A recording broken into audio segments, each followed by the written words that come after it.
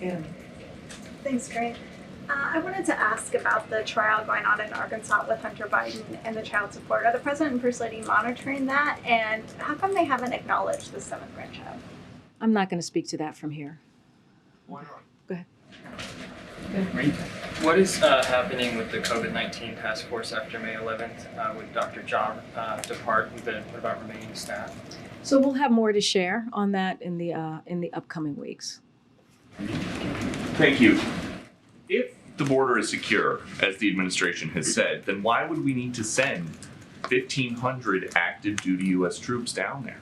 Because we need more work. We need more work needs to be done, Peter. We put forth a comprehensive immigration legislation, and Congress, Republicans in Congress refuse to act. And so the president has used the tools that he has in front of him to prepare ahead of Title 42 lifting. As you know, that is happening in the next couple of days. And so we are putting DHS, Department of State, is putting forth processes to deal with the changes that are going to be ahead of us. And so that is what's important here, and that's what you've been seeing for the past several months. You've heard from DHS, you've heard from the State Department on what we're putting in place to deal with the border once Title 42 lifts.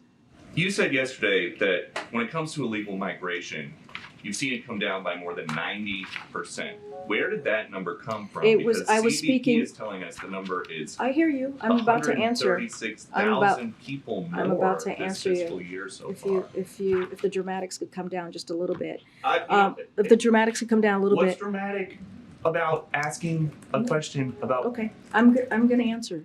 So I was speaking to the parolee program. As you know, the president put in place a parolee program to deal with certain countries on ways that we can limit illegal migration, and we have seen the data has shown us that it has gone down by more than 90%. That was what I was speaking to. No, we're gonna go. We're gonna move. Go ahead.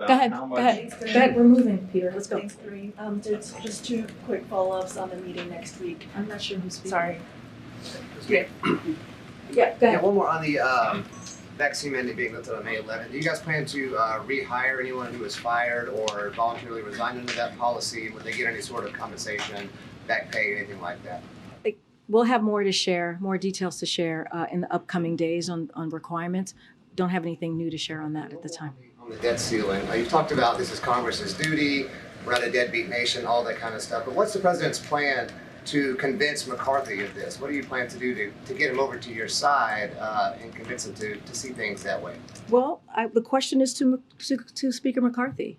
What has changed? The question to Speaker McCarthy is, in the last administration, he voted 3 times to deal with the debt ceiling. So the question is to him, what's changed under this administration?